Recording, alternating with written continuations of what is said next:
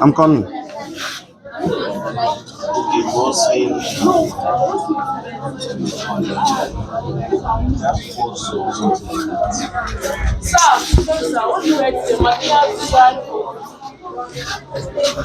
For carbohydrate test.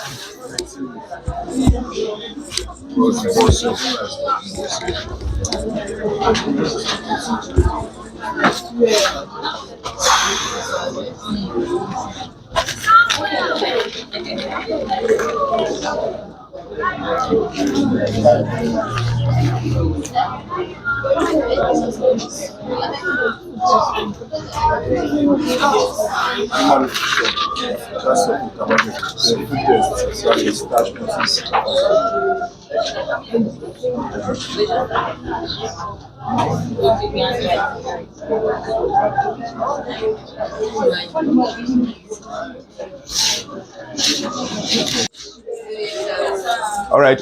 These are test procedures in testing the presence of carbohydrate, proteins, and fat and oil in a sample, in a given sample.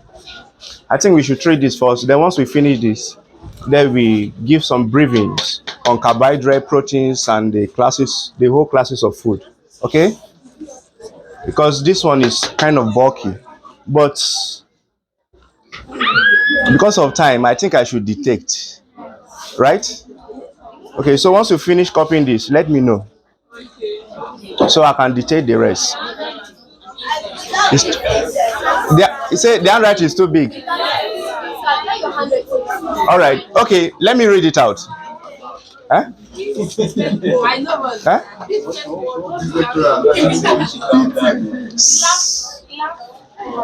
Food test. Food test. Starch, protein, fat, and oil.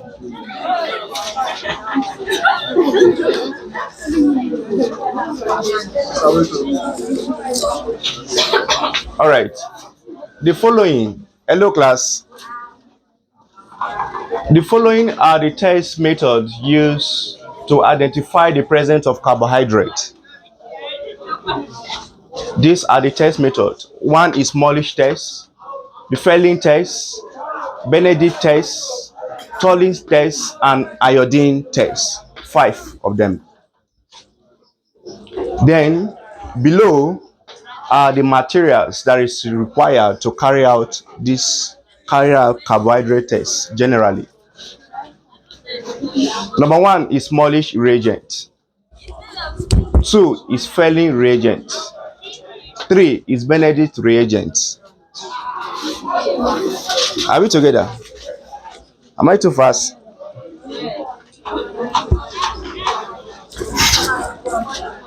Toluene reagent,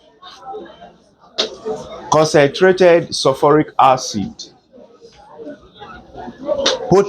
potassium hydroxide solution, test tube, test tube holder, Bunsen burner, water, water bath, dropper, and stirrer.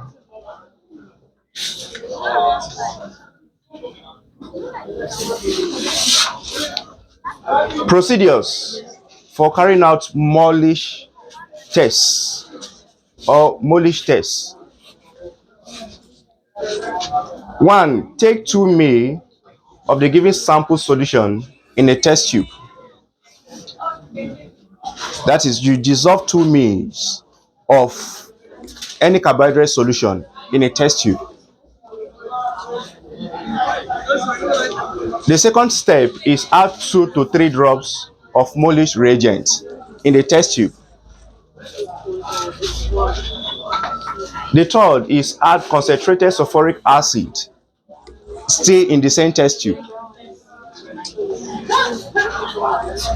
Now, once you do that, you stir. Are we together? You stir. Now, once you stir, the appearance of purple colors, that is the change of this of the purple color appearance on the test tube, shows the presence of starch or carbohydrate in the sample. Are we together?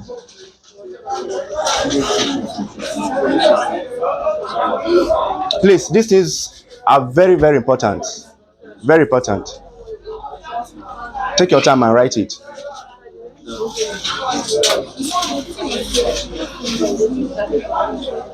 Are you lost anywhere? Where? So after that, test tube holder, then the second one.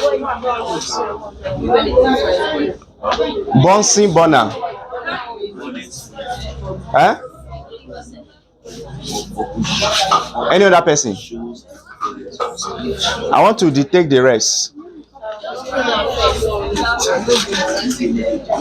You have to be fast. We don't have time. I only have 1 hour 30 minutes for biology. Then I'll go for agri. So you have to be very smart in writing.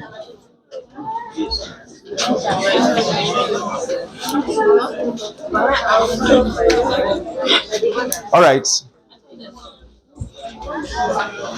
Of course, what is on the board is self-explanatory. In carrying out tests on food, which are also called biomolecules, on starch, proteins, and fat and oil. No, not detect. I'm trying to explain this. On starch, proteins, and fat and oil. Now, the first is carbohydrate, which of course, carbohydrate, we have many carbohydrates, either monosaccharide, disaccharide, polysaccharides, or even oligosaccharide. But these tests check for the presence of starch or carbohydrate in a sample, in a given sample. The Molish test is the first step or first method that is used in checking for what? Starch. And of course, we say all these materials are general materials, general requirement or apparatus that is used to carry out this particular test, all these tests. This very one here. And we say the first step in carrying out Molish tests is you take 2 ml of carbohydrate sample, and then you place it inside test tube. Of course, test tube is here. Test tube. You dissolve this 2 ml of carbohydrate inside test tube. Now, the next step is you add 2 to 3 drops of Molish reagent inside the same test tube. Now, once you do that, Then you stir, you still stir. The next step is to add concentrated sulfuric acid, still in the same test tube. Then once you do that, you now look for change of colorations. If after doing all these things and then it do not change to this color, to purple or violet ring appearance, then it means that there is no starch present in that sample. Are we together, class? The next is Felling test. Felling test is also used to check for the presence of starch or carbohydrate in a sample. This I'm going to detect. Tollins. Tollens.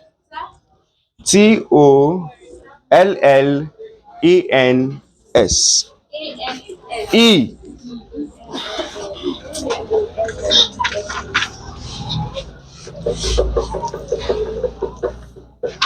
Okay, I want to detect. Are you still writing?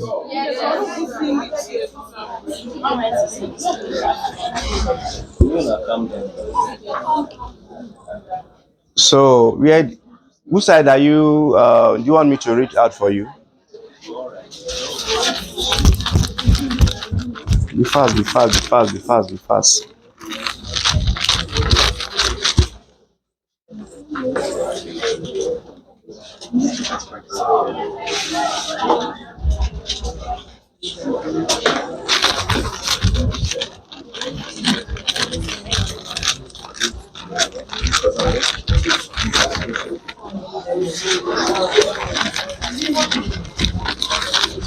All right, right.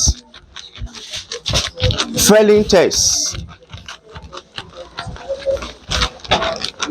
Procedures. Take 2 ml of a given sample.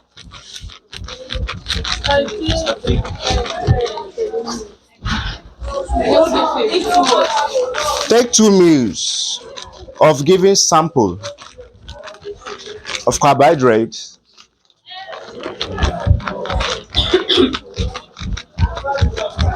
and dissolve in test tube. You know what is test tube, right?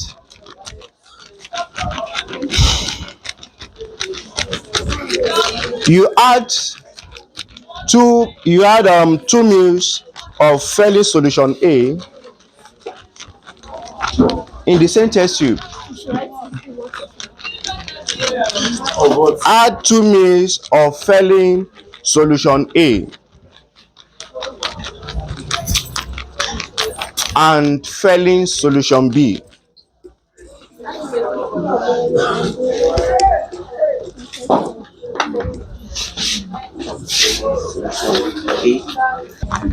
Solution B. The Felling solution A contains copper sulfate solution, and Felling solution B contains potassium hydroxide and potassium sodium tartrate. I will write it on the board.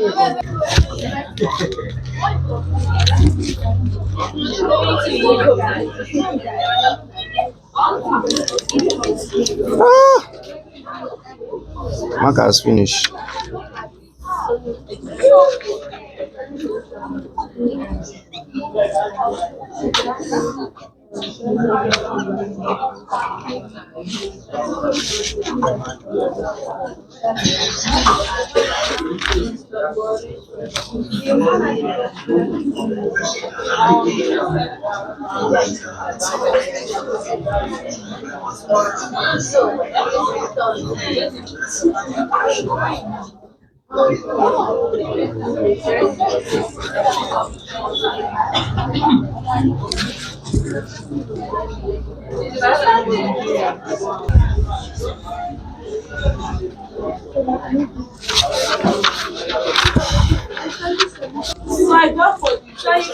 Yes, potassium hydroxide for copper sulfate solution in Felling A. while phenyl B is potassium hydroxide and potassium sodium tartrate. Now,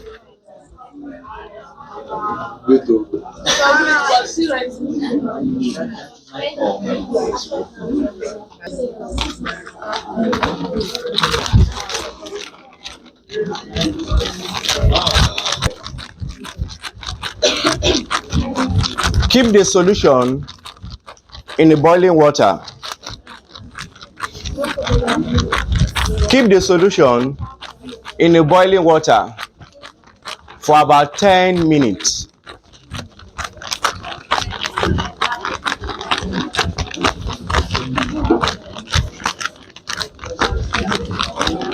Next step, you check for the presence of red precipitate. That is red colorations in your sample. That is after boiling it. Check for presence of red. If there is presence of red, if your solution changes to red, it means that there is presence of starch in it.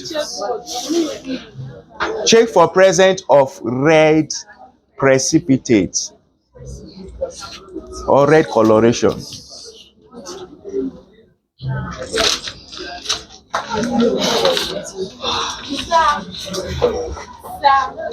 Yeah? Yeah? So is this titrate? That titrate? TARATE. Now, Benedict solution.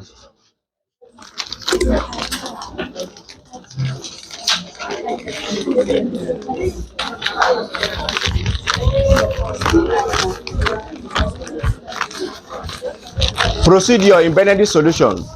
Add 5 ml. First of all, you dissolve your sample in a test tube. Then once you do that, then you add 5 ml of Benedict reagent inside the test tube. I should come again. All right. The first step is you dissolve your carbohydrate sample in a test tube. Are we together? Yes, sir.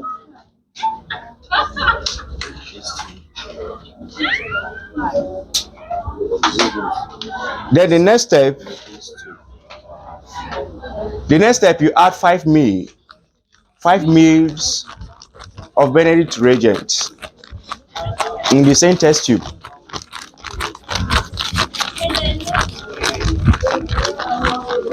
Next step, you boil the solution, okay, for about 2 minutes. It's either you place it, of course, you have to put it inside a water bath, then you place it on a bossy burner, then allow it to boil for 2 minutes.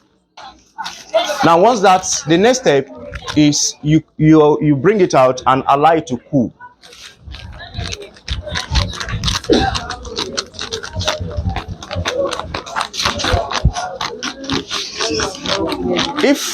Next step, if there is formation of green or red or yellow precipitate,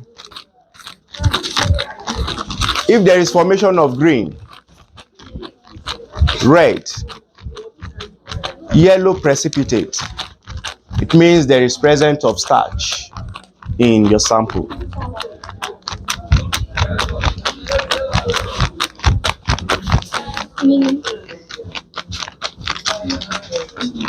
Yes, sir. Means there's presence of starch.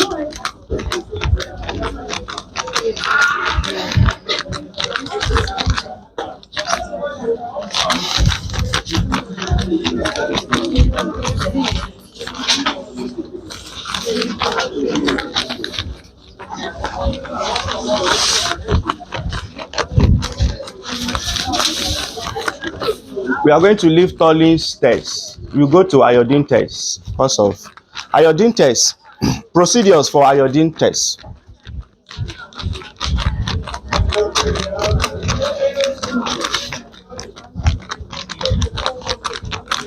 Dissolve your sample in a test tube. The first step, dissolve your sample in a test tube. Hope you know that test tubes are measures, either 5 mils, 10 mils, or more. All right. Dissolve your samples in a test tube, in a clean test tube. Your test tube have to be sterilized. All of it.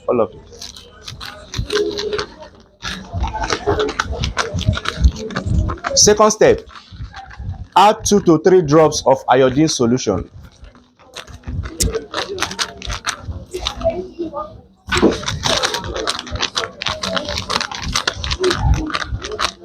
Next step, if your solution changes to blue, color, it means that there is presence of starch in your sample. In using iodine test method, if the solution changes to blue color, it means there is presence of starch in your sample. All right. The next is protein test. Protein test.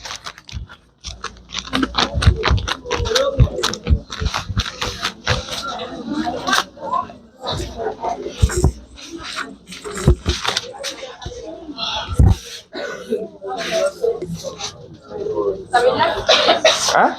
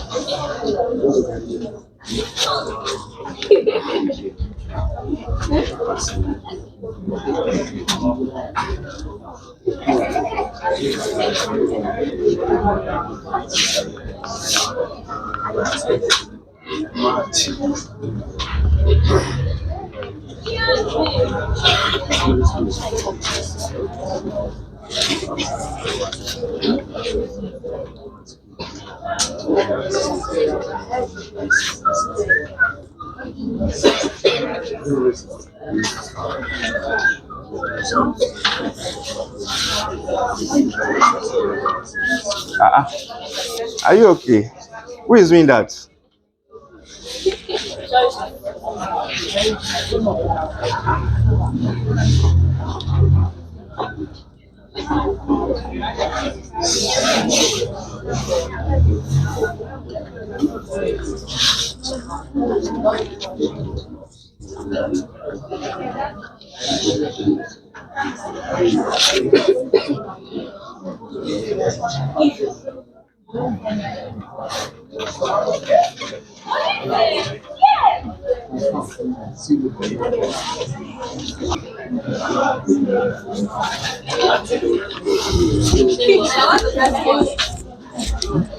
Number one. Biurate.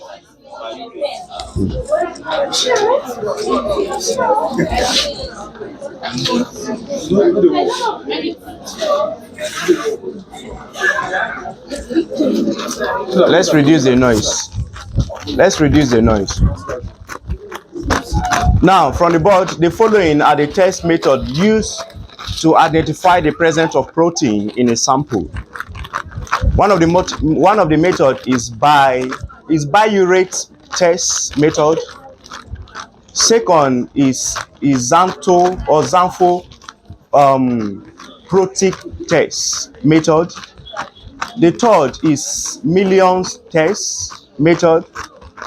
And then the last but not the least is Ninhydrin test method.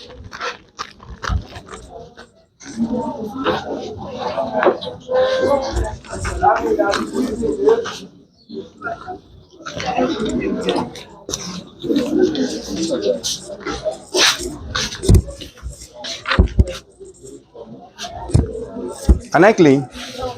So which part? You can clean this part. Can I clean this part?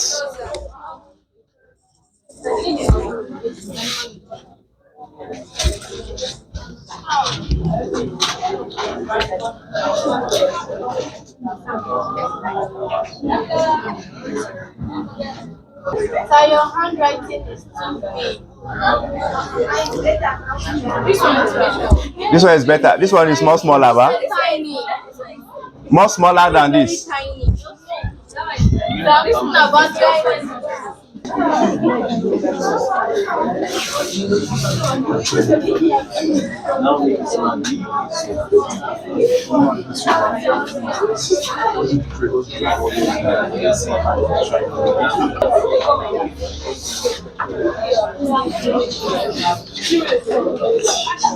Okay, just want to have that. All right. Now, the materials that is used in carrying out protein tests or to carry out um, tests for the presence of protein in a sample. Stand up. You stand up. One of the material is copper sulfate solution, which is on the board. Another, is everything okay? Another is sodium hydroxide. Another is sodium hydroxide. Another material that is used for the test of protein is nitric acid. Nitric acid. Nitric, then acid. Another is mercuric sulfate. Mercuric, MERCURIC,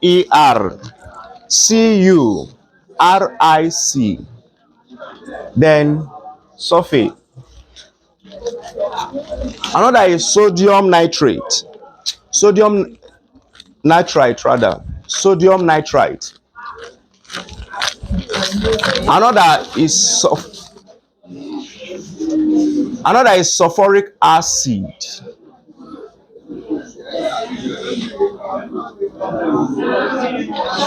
Sulfuric acid.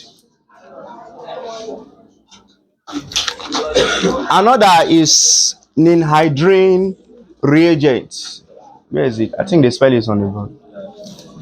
Reagent. Another is distilled water. Test tube. Test tube holder. Dropper. Water baths and stirrer. Water baths and stirrer.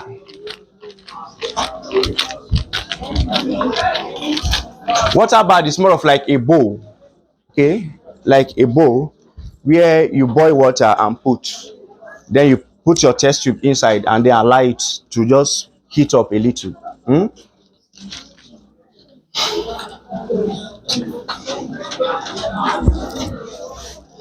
Now, the procedures for biurate test is that number one, you dissolve your sample in a test tube. Dissolve your sample in a test tube. Second procedure, add 2 ml. Add 2 ml of sodium hydroxide solution to it. Third step, add 5 to 6 drops of copper sulfate. Copper sulfate is on the board. Third step.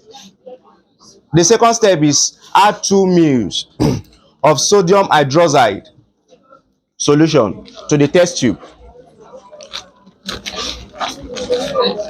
The third step, add 5 to 6 drops of copper sulfate solution to it. The next step,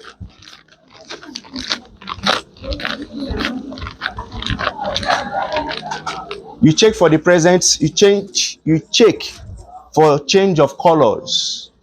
Okay, which is of course it must shows, I mean, indications of blues, violet colorations shows the presence of proteins in your sample.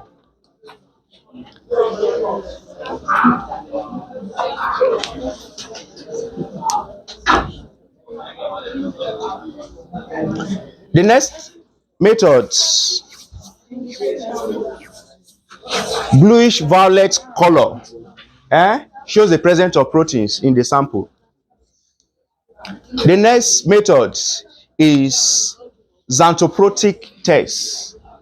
Where is it? It's on the board. Procedure or procedures.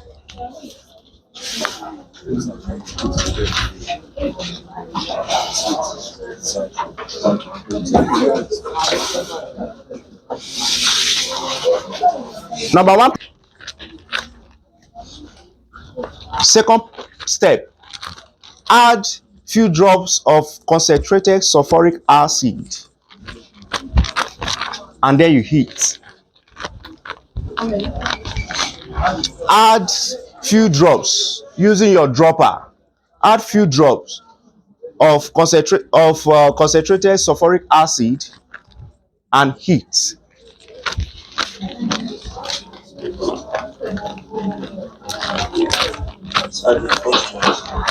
Now the fourth one, right? The first one, that is, you measure 2 ml of the sample and dissolve in test tube. That is the first step. Now the last step, if there is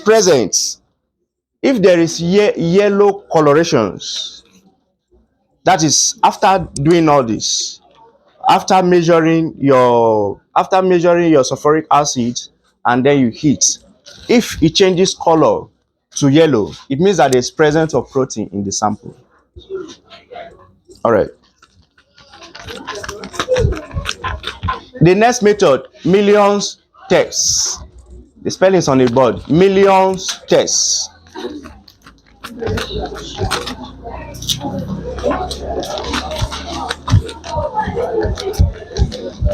Measure 2 ml of your sample and dissolve in test tube. Measure 2 ml of your sample and dissolve in a test tube. Second step, measure 2 ml of your sample and dissolve in test tube. Second step, add 2 to 3 drops. Add 2 to 3 drops of millions reagent and shake.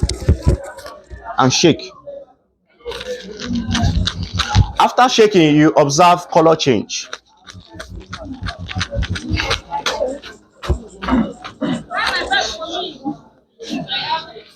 The white coloration we have to change. Once it changes, or if it changes to red, the white precipitate changes to red. It means that there is presence of proteins. Okay, if I want to repeat now. The last step of millions test, formation of white precipitate. Changes from that white to red. Once it changes to red, it means that there's presence of protein in your sample. Millions tests. The last test, ninhydrin test. The spelling is on the board. Number one procedure. This thing is taking my time.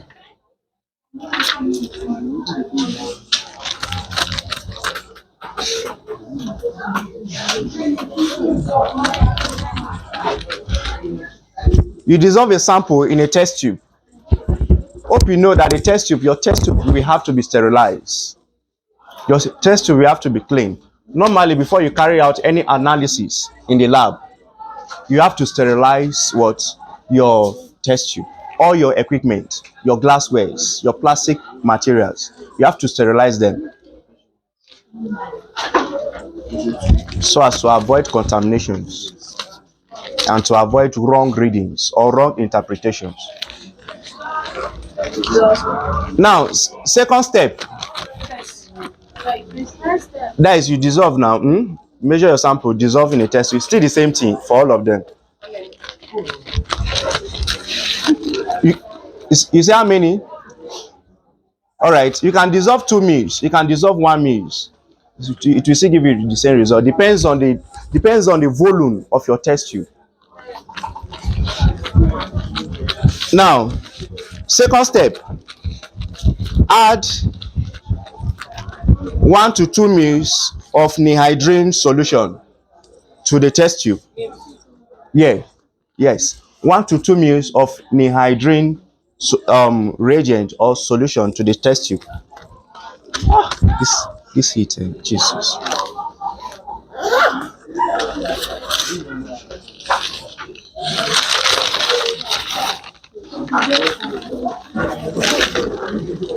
Third step, boil the mixture.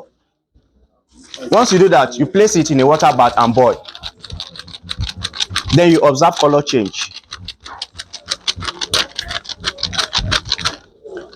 If after boiling it, it changes to blue color, it means that there's protein in your sample. That is the last step now. That is, you boil it. The third step rather, you boil the mixture. That is the mixture of your sample and nihydrin reagent. You boil. Then after boil, the last step, you check for the presence of the color. You look at it, it change to blue. Once it changes to blue color, means that there's presence of protein in the sample. Now, fat and oil. Fat and oil.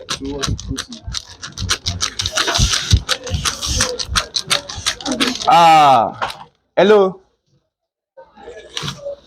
Sit down. Fat and oil. Okay, I still need to write this on the board.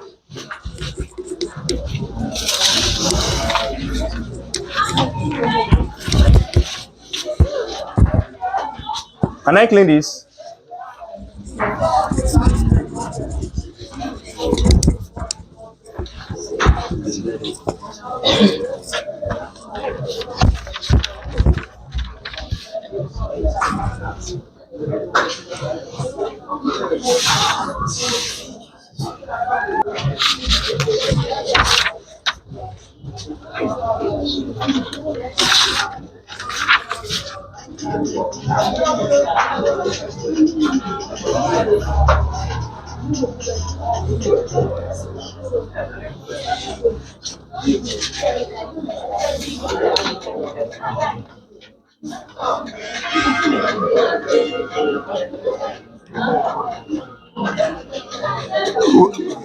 Who is doing that?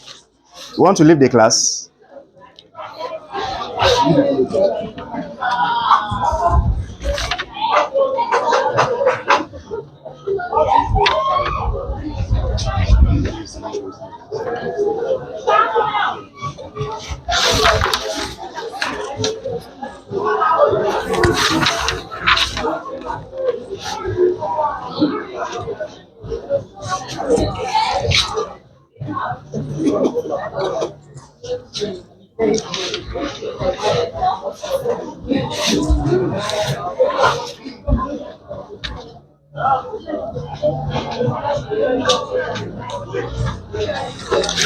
I think you can spare this one. All right. To check for the presence of fat and oil, which is also known as triglyceraldehyde, in a sample, don't worry, just forget about the triglyceraldehyde. Just look at the fat and oil. To check for the presence of fat and oil in a sample, these are the tests that is used to check for the presence of fat and oil in a sample. One is solubility test. Second is translucent spots. test, translucent spot test. Third is acrolein test.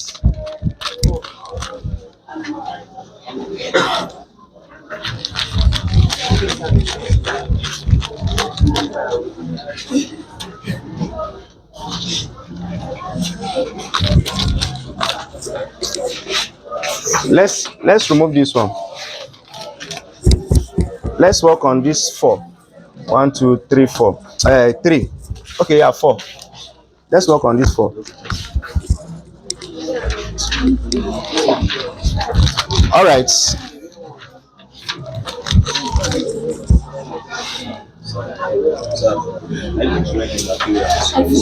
We are going to write with the material. Solubility test, translucent spot test, acrolein test, and Ubu test. Yes, HUBLE test. Now, the materials that is used.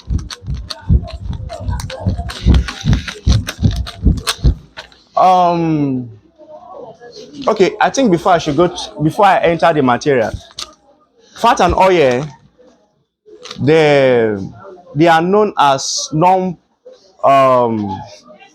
they are known as materials or biomolecules. I just want to explain something to you before I bring the material so that you flow. Fat and oil are macromolecules that are soluble in non-polar solvent and insoluble in polar solvent, like chloroform. Are we together? Like chloroform, alcohol, they can be soluble in them, but they are non-soluble. That is, they cannot be dissolved in water. Do you understand? So now these tests are used to check for the presence of fat and oil. Of course, one of the material that is used to carry out these tests, you can write now. One of the materials used for carrying out these tests is alcohol. I'm not talking about a Star and a Raglar. I'm not talking about a Rujajet. Another material is chloroform. Chloroform. Chloroform. CHLOROFORM. CHLOROFORM.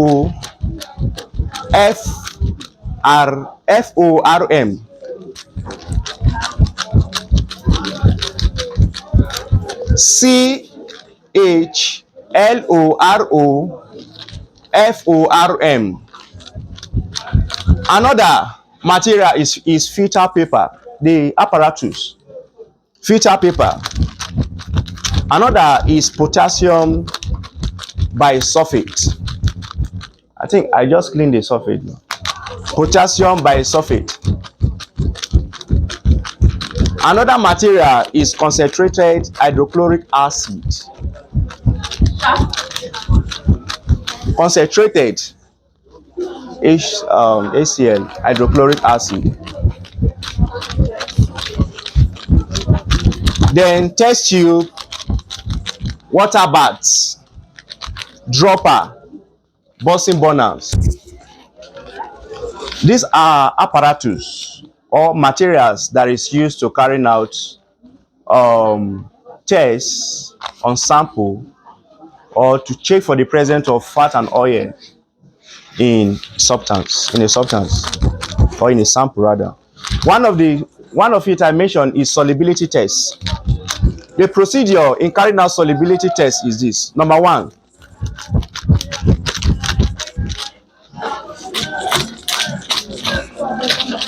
you take 3 test tube. Take 3 test tube.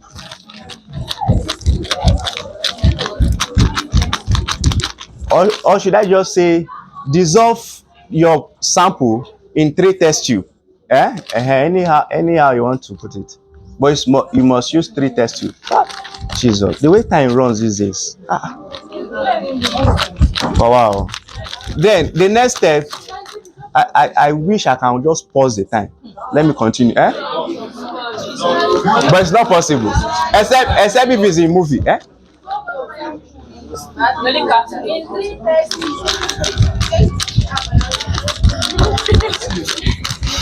Second step or second procedure, add 5 ml of water. Add 5 ml of water to the first test tube. I say 3 test tube, right? Add 5 ml of water to the first test tube. Third step, 5 ml to the first test tube. Water to the first test tube. Now, second step, add 5 ml of alcohol to the second test tube. Yes, the third.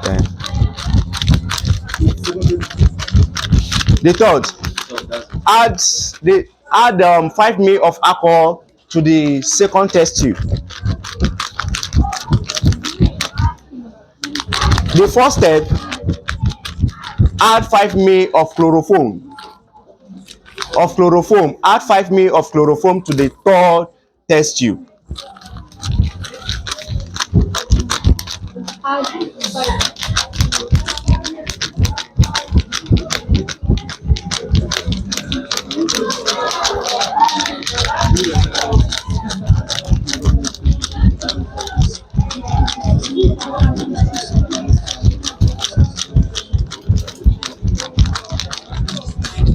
Now the last, if after doing all this and your fats dissolve comfortably in the solution, that is dissolve comfortably in the solution, then it means that there is present of, or how will I even put this in English? It means that what you have used to dissolve the chlorophores, especially chlorophone and alcohol, it means that there is present of fat and oil in that test tube. Do you understand? It means that there is present of fat and oil. But if there is no, are we together, class? I say the last step, if after dissolving and then you were able to observe uniform dissolve, or how will I even put this word? That is if after dissolving this, hello class, if after measuring in test tube 1, test tube 2, test tube 3, your sample should be able to be dissolved in the solution inside the test tube. If your sample is dissolved in the solution, especially in the solution that contains chloroform and alcohol, it means that there is presence of what? Fat and oil in the test tube. Because chloroform and alcohol dissolve, allows alcohol, fat and oil to be dissolved in it. All right. The second step, translucent spots test.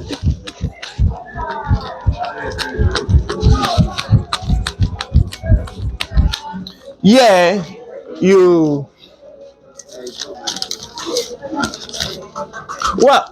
I've seen filter paper before. Sorry. Yeah. Yes. Translucent spot test. Now, in carrying out your sample using the translucent spot test, first of all, you have to fold your filter paper. Okay, you fold your filter paper. This zinc is drawing heat with passion.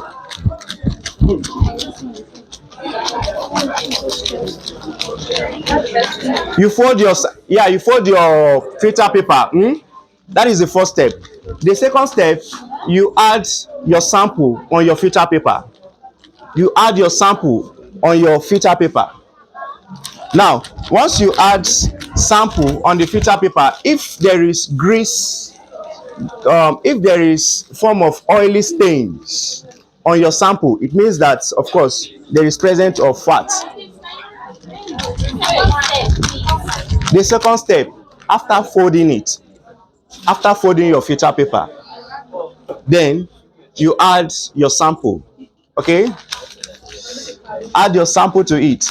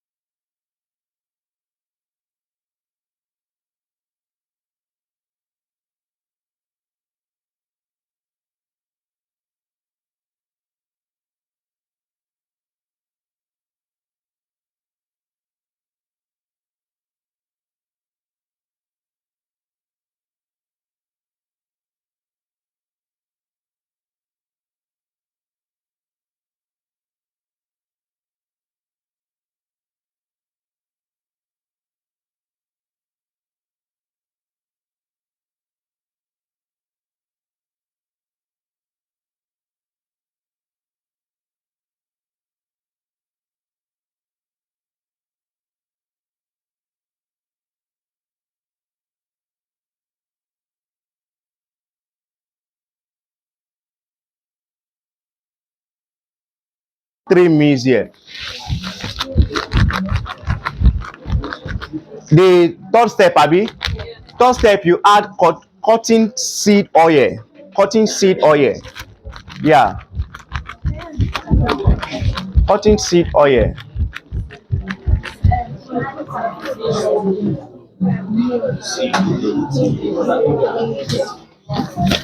Add cotton seed oil in one of the test tube and add linseed oil in the second test tube. Linseed oil in the second test tube. LIN seed oil in the second test tube.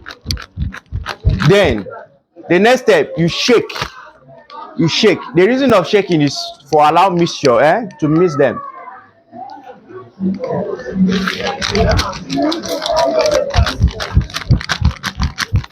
Once you shake, then you add 3 drops of this herbal reagent in each of them. 3 drops. 3 drops of this, the last one.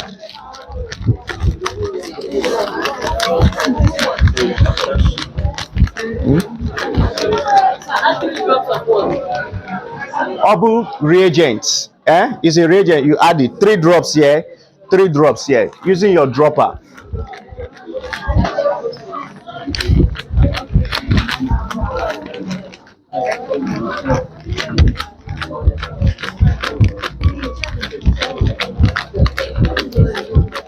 The next step, the violet color.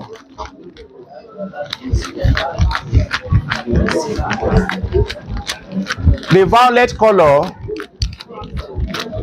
of iodine fade away in linseed oil,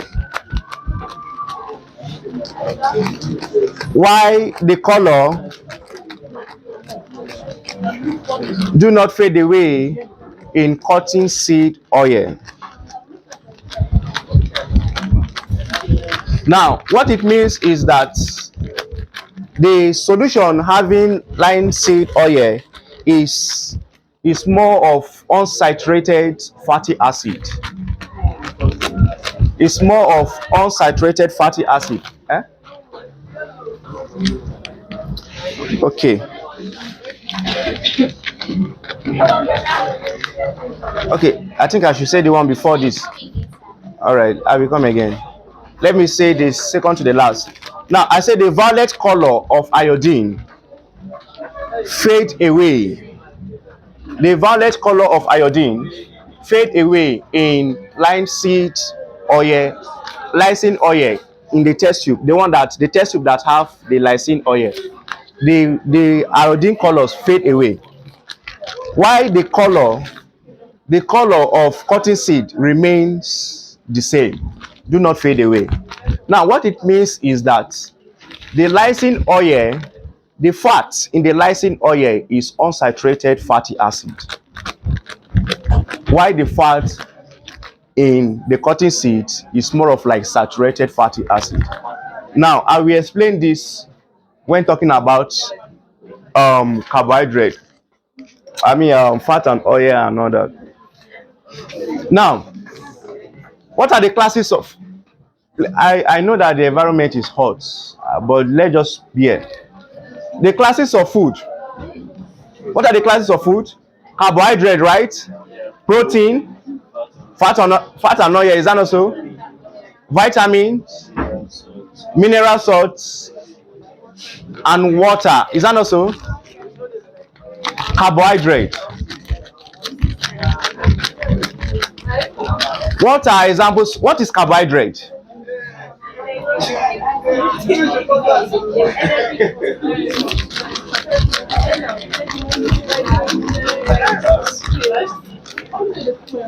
What is the second name for carbohydrate? Sorry? What is the second name for carbohydrate? You say? Huh? Who is talking now? I'm hearing starch. This one is saying this one. Somebody say yeah. I say, what is the second name for carbohydrate? We have been taught these things now. Okay, someone say glycogen. Another say starch. Okay, some say glucose. All right. Now The second name for carbohydrate is called saccharides. Saccharide, which means sugar. Hello, class. Which means what? Sugar. Saccharide means sugar.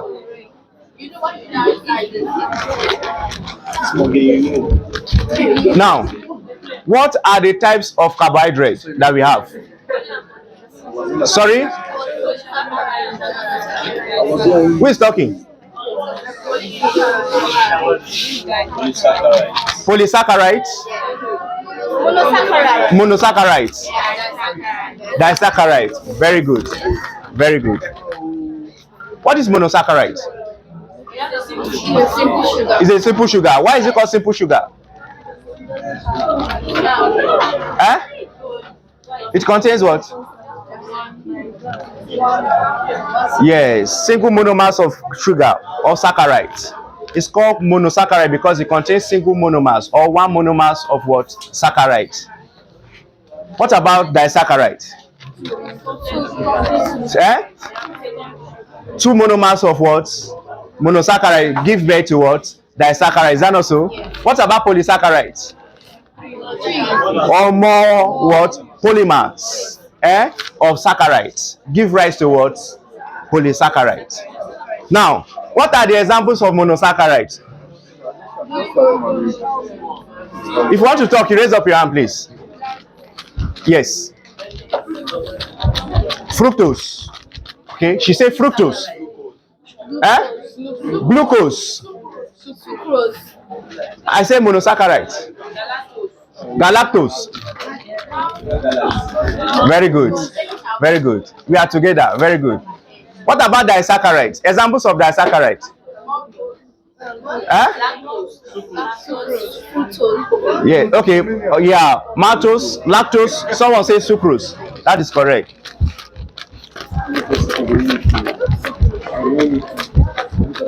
Do you know why I'm happy?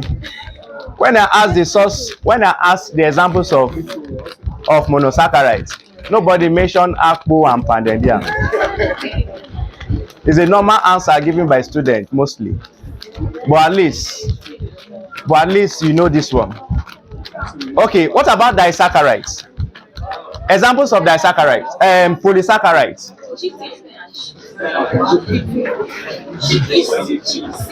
I heard someone say mentioning chicken. No, not you. Okay. Cellulose. Starch. Glycogens.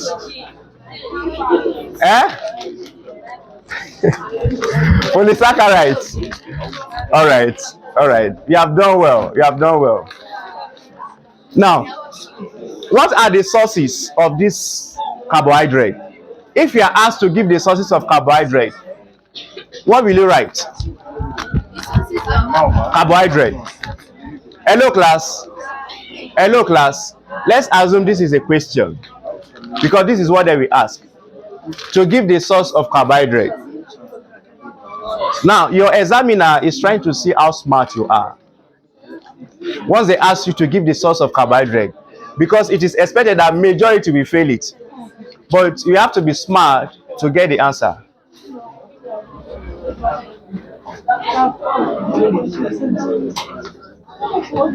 Are we together? So what are the sources of carbohydrate? You say?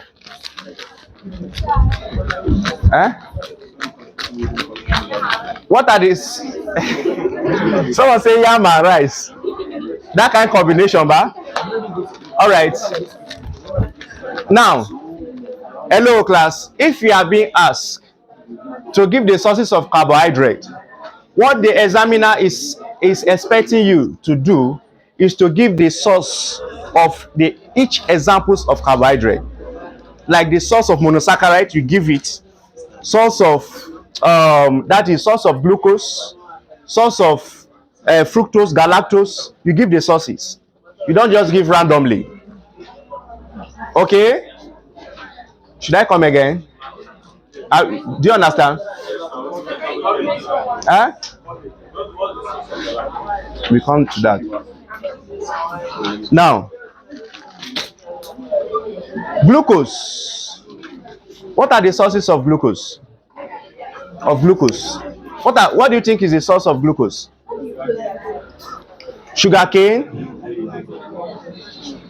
Actually, sugarcane, the sugar in sugarcane is disaccharide, not monosaccharide. Called sucrose. Eh? Called sucrose. Fruits, yes, that is true. Fruit contains glucose as a monosaccharide. Fruit, most vegetables also contains glucose. Fructose. What about fructose?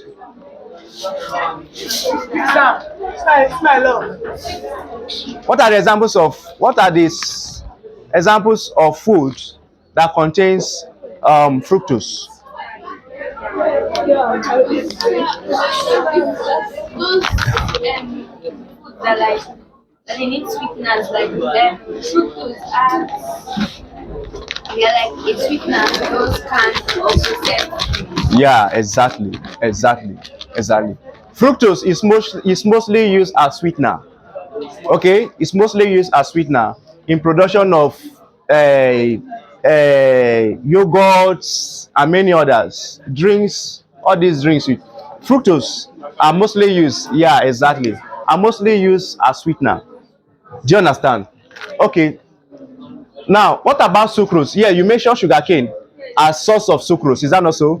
Table sugar as source of disaccharide. Now, um, maltose, which is also disaccharide, of course, beers, barleys, have sugar in them called maltose. Okay, what about polysaccharides? What are the sources? What do you think is a source of starch? Is starch is a polysaccharide, right? You know this is all right. Protein. Protein. The next on in line is protein. Hello class. The next in line is what? Protein. Who can give me examples of protein?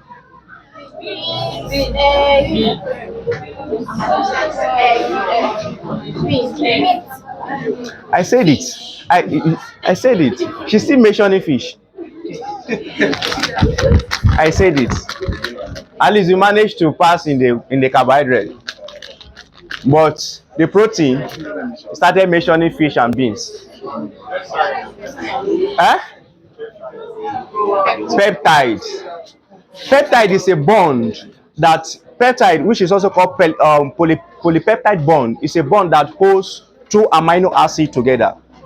Okay, that holds amino acid to form a chain, either primary chains or either forming a primary structure, secondary structure, tertiary structure, or quaternary structures.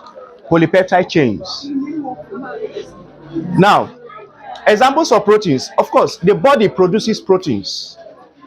Animal also produces proteins. Examples of these proteins. We have many proteins in the body. We have keratin. Keratin is a protein. Hemoglobin is a protein. Melanin is a protein.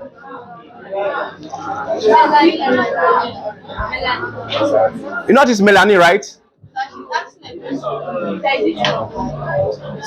Hemoglobin. You know what is hemoglobin, right?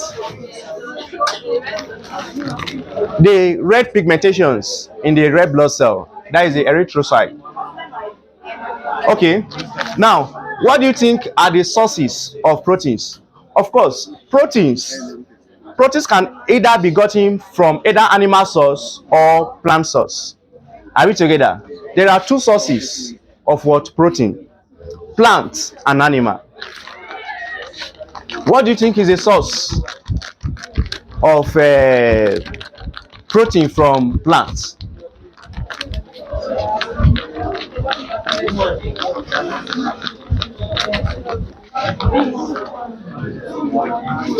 You say beans. Now, should I tell you something?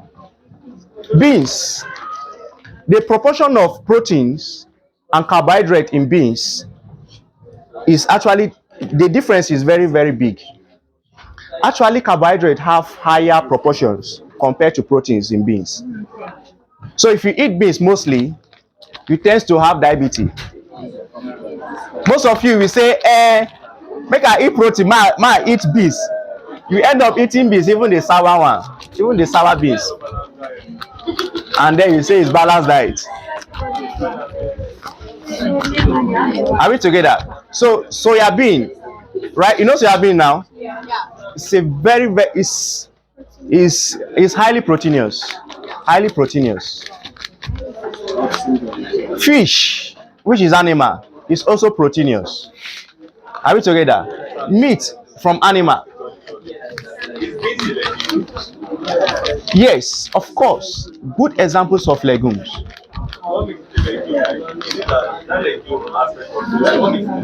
Yes, it is called legumes because their stems grows forming a rhizome. There's what they call rhizome rather. Their stem grows. That is, they do not grow horizontally, but this stage they grow vertically. They do not grow vertically, rather they grow horizontally. Are we together? Yes. So, and most plants having such modifications are called leguminous crops. Are we together? Which is beans is a good example of it. Now, um, So is it okay to classify beans as yes, of course, very good. That is a good question. That is a very, very good question. Okay. Yes, it has protein, but the proportions of carbohydrate is more than proteins. So if you even if you classify it under carbohydrate, you are still okay. Do you understand? Because the proportion of carbohydrate is higher than. Hope you know that all classes of food contains vitamins, contains all these proportions on the board that I've listed.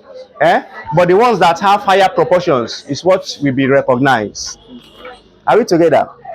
Ah, Jesus, the heat no be. Now, fat and oil. Fat and oil. What is fat and oil?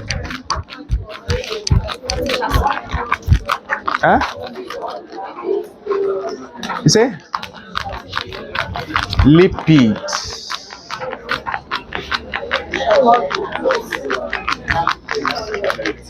Okay.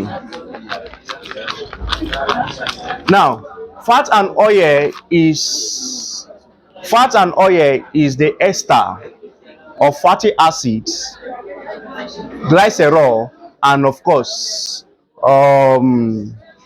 fatty acid and glycerol mostly. Okay, that is the ester of fatty acid and glycerol. The forming together of esters of fatty acid and glycerol form what you know as fat and oil. Are we together, class? Now,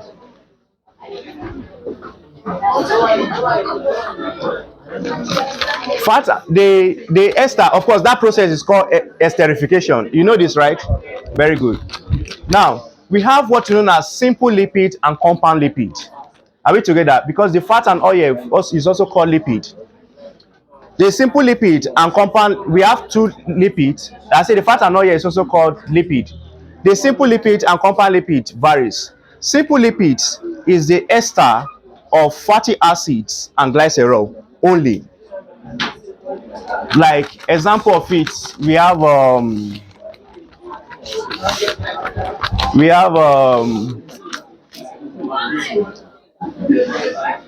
no, what is this thing called again? No, now what I stop for a simple lipid. Okay, yeah, thank you. Margarine butter is a simple lipid, but compound lipid is the ester of fatty acids, glycerol, and other molecules like either carbohydrate or proteins. We have lipoproteins, we have peptidoglycans. These are compound lipid because they are combinations of both lipids and other molecules, either proteins or carbohydrate. Are we together? So they are known as what? Compound lipid. My name is not Benedicta. No, I don't beg. I said Benedict. Okay. So, sir, is water and No, they are not the same thing. Okay. You know this barman that they use in making a salad. Is a simple lipid. All right. Now, a lipid can either be saturated lipid or unsaturated lipid. Are we together? Lipid can either be saturated lipid or unsaturated lipid. Now, what is the difference between saturated lipid and unsaturated lipid?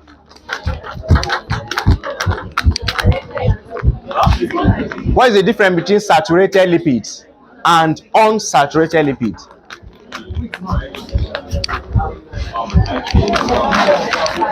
Saturated lipids are the ones that usually form the fat. I think saturated lipids form fat. Why not saturated lipids form vegetable oils? Very good. Very good. Very good. Very good. Now, saturated lipids are mostly solid in room temperature. Okay? Saturated lipids are mostly solid in room temperature. Once we keep it inside a room, if there is little cold, it will stiff, it will solidify. Are we together? Why unsaturated lipids are mostly remain liquid even at room temperature, like like um like cottonseed oil. It's a good example of what unsaturated lipid. Which other one again? Vegetable oils. It's a good examples of all this. You know all this oil now that you use in cooking. Most of them are unsaturated lipid because even when you leave it inside the room, they still remain liquid. Even when it rains from now to tomorrow, it will still remain liquid.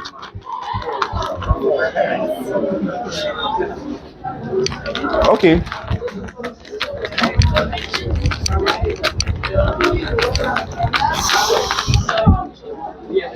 All right. I think we have to end biology for now. I was told that the lecture is will now be from 11 to 2. And that 11 to 2 is for both biology and agri. So which means 1 hour 30 minutes will be used for biology, 1 hour 30 minutes will be used for agri. Do you understand? So we have so we have still 4 minutes from agri time.